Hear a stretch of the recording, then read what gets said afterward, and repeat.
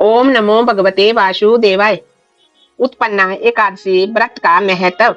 श्री सूत जी बोले, हे ऋषियों, इस व्रत का वृतांत और उत्पत्ति प्राचीन काल में भगवान कृष्ण ने अपने परम भक्त युधिष्ठिर से कही थी। वही सब मैं तुमसे कहता हूँ। एक में युधिष्ठिर ने भगवान कृष्णचंद्र से पूछा कि हे भगवान, एकादशी का व्रत किस विधि से किया जाता है और उसका क्या फल होता है। उपवास के दिन जो क्रिया की जाती है, आप कृपा करके सब मुझसे कहिए। उनकी बात सुनकर के श्री कृष्ण भगवान जी कहने लगे कि हे युधिष्ठिर, मैं एकादशी के व्रत का महत्व तुमसे कहता हूँ, तुम ध्यान से सुनो। सबसे पहले हेमंत ऋतु में मार्गशीर्ष कृष्ण पक्ष की एकादशी से इस व्रत को आरंभ करना चाहिए। दशमी को सायंकाल में भोजन करके अच्छी तरह से दातन आदि करे, जिससे अन्न का कोई अंश मुंह में ना रह जाए। रात्रि को भोजन कभी भी नहीं करना चाहिए। अधिक ना बोले। एकादशी के दिन सुबह ब्रह्म मुहूर्त में उठ करके एकादशी का व्रत करने का संकल्प करे। इसके बाद सोच आदि से निवृत्त हो करके नदी, तालाब, बावली या कुएं में जा करके मिट्टी आदि लगा करके शुद्ध जल से स्नान करे। व्रत करने वाला चोर, पाखंडी, पर स्त्रीगामी, निंदिक, मिथ्यावादी तथा किसी प्रकार के पापी मनुष्य से बात ना करे। स्नान के बाद धूप, दीप, नैवेद्य आदि 16 चीजों से भगवान का पूजन करे और रात को दीप दान करे। ये सब कर्म भक्ति और श्रद्धा युक्त हो करके करे। रात्रि को सोना व प्रसंग नहीं करना चाहिए। सारी रात भजन कीर्तन आदि करना चाहिए। इसने पहले जाने अनजाने में पाप किए हो, उनकी क्षमा मांगनी चाहिए। धर्मात्मा पुरुष को कृष्ण पक्ष तथा शुक्ल पक्ष की दोनों एकादशियों को समान समझना चाहिए। जो मनुष्य संक्रांति से 4 लाख गुना तथा सूर्य ग्रहण में स्नान दान करने से जो फल प्राप्त होता है, वही पुण्य एकादशी के दिन व्रत करने से प्राप्त होता है। असमवेद यज्ञ करने से 100 गुना तथा 1 लाख तपस्वियों को 60 वर्ष तक भोजन कराने से 10 गुना, 10 ब्राह्मणों को अथवा 100 ब्रह्मचारियों को भोजन कराने से 1000 गुना पुण्य प्राप्त होता है। भूमि दान करने से तथा उससे 1000 गुना पुण्य विद्या दान करने से मिलता है। कन्या दान करने का जो पुण्य प्राप्त होता है, उससे 10 गुना पुण्य विद्या दान करने से प्राप्त होता है। विद्या दान से 10 गुना पुण्य भूखे को भोजन कराने से मिलता है। अन्न दान करने से इस संसार में कोई भी दान उत्तम नहीं है। अन्न का दान सबसे उत्तम माना गया है, जिससे देवता और पितर दोनों ही तृप्त होते हैं। परंतु एकादशी के व्रत का पुण्य सबसे अधिक होता है। 10,000 यज्ञों से भी अधिक इसका फल होता है। एकादशी के व्रत का प्रभाव देवताओं को भी दुर्लभ है। रात्रि को भोजन करने वाले को उपवास का आधा फल मिलता है और दिन में एक बार भोजन करने वाले को उसका आधा फल मिलता है। परंतु निर्जल व्रत करने वाले का महत्व तो देवता भी वर्णन नहीं कर सकते। युधिष्ठिर बोले, हे भगवान, आपने हजारों यज्ञ तथा लाख गोदान को भी एकादशी के व्रत के बराबर नहीं बतलाया। सो ये तिथि सब तिथियों से उत्तम कैसे हुई, ये आप विस्तार पूर्वक मुझे कहिए। युधिष्ठिर के वचन सुनकर के भगवान श्री कृष्ण बोले, हे युधिष्ठिर, सतयुग में मूर नामक का एक दैत्य था। वह अत्यंत बलवान और भयानक था। वह प्रचंड दैत्यों ने इंद्र, आदित्य, वसु, वायु, अग्नि आदि सब देवताओं को पराजित करके भगा दिया। तब इंद्र सहित सब देवताओं ने भयभीत हो करके शिवजी से अपने दुख का सब कारण कहा तथा दैत्य का वृतांत कहा और बोले, हे कैलाशपति, मूर दैत्य से भयभीत हो करके सब देवता मृत्यु लोक में फिर रहे हैं। तब शिवजी ने कहा, हे देवताओं, तीनों लोकों के स्वामी, भक्तों के दुखों का नाश करने वाले भगवान विष्णु की शरण में जाओ, वही तुम्हारे दुखों को दूर कर सकते हैं।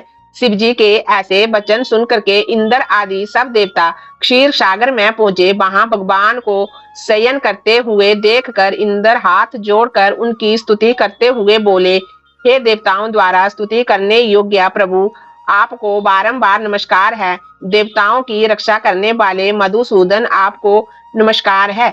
आप हमारी रक्षा करें। दैत्यों से भयभीत होकर के हम सब देवता आपकी शरण में आए हैं। आप इस संसार के कर्ता, माता पिता, उत्पत्ति तथा पालन करता और संहार करने वाले हैं। सबको शांति प्रदान करने वाले हैं। आकाश और पाताल भी आप ही हैं। सबके पितामह ब्रह्मा, सूर्य, चंद्र, अग्नि, सामग्री, होम, आहुति, मंत्र, तंत्र, जप, यजमान, यज्ञ, कर्म, कर्ता, भोक्ता भी आप ही हैं। आप सर्वव्यापक हैं। आपके सिवा तीनों लोकों में चर तथा अचर कुछ भी नहीं है। हे भगवान, दैत्यों ने हमको जीत कर स्वर्ग से निकाल दिया है और सब देवता इधर उधर भागे भागे फिर रहे हैं। आप उन दैत्यों से हमारी रक्षा करें। इंद्र के ऐसे वचन सुनकर के भगवान विष्णु बोले, हे इंद्र, ऐसा मायावी दैत्य कौन है जिसने सब देवताओं को जीत लिया है? उसका क्या नाम है? उसमें कितना बल है और किसके आश्रय है तथा उसका स्थान कहाँ है? ये सब मुझसे विस्तार पूर्वक कहो। भगवान के ऐसे वचन सुनकर के इंद्र बोले, हे सर्वव्यापी भगवान, प्राचीन समय में चंद्रावती नगरी में नाड़ी जंग नाम का एक राक्षस था। उसी के महापराक्रमी और लोक विख्यात मुर नामक पुत्र ने सब देवताओं को स्वर्ग से निकाल कर वहां अपना अधिकार कर लिया है।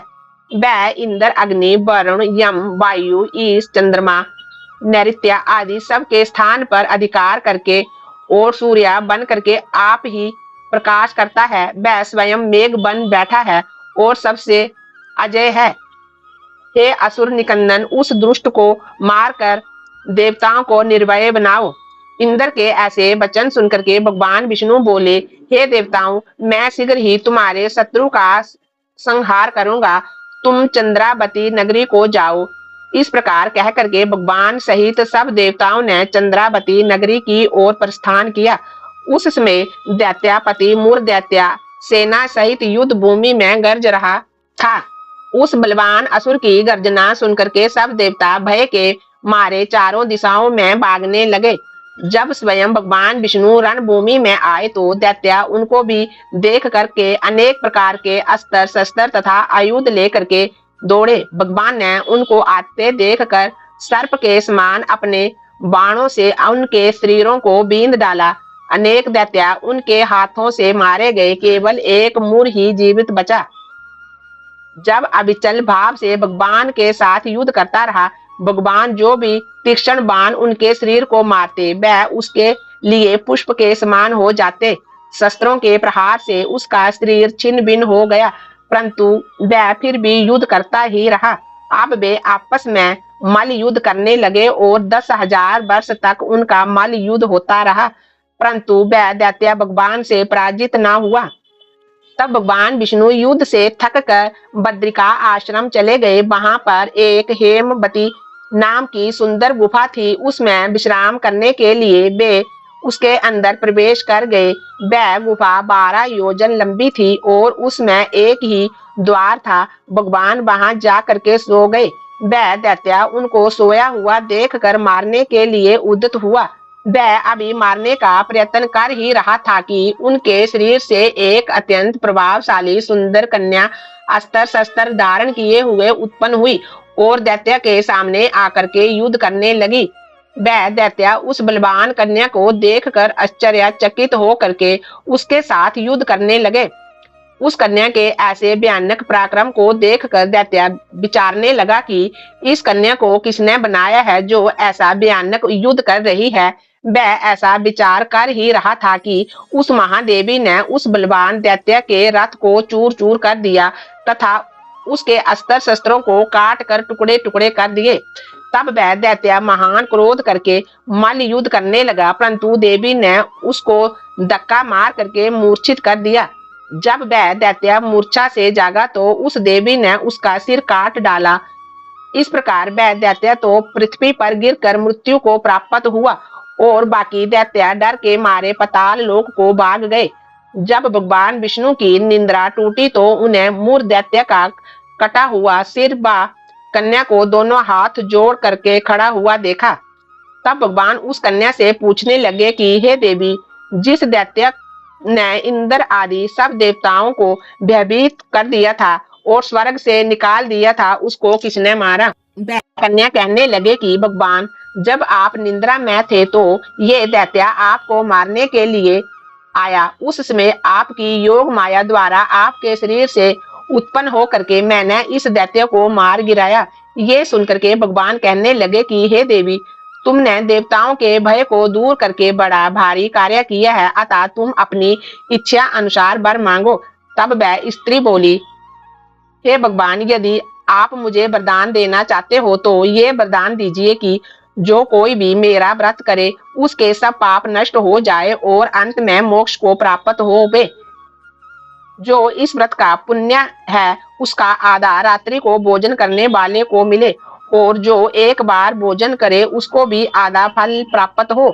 जो मनुष्य भक्ति पूर्वक मेरे व्रत में एक बार भी भोजन ना करे उसको धर्म, धन और मुक्ति प्राप्त हो। भगवान ने कहा, हे कल्याणी, ऐसा ही होगा। मेरे और तुम्हारे भक्त एक ही होंगे और वे अंत में मोक्ष को प्राप्त करके मेरे लोक को जाएंगे।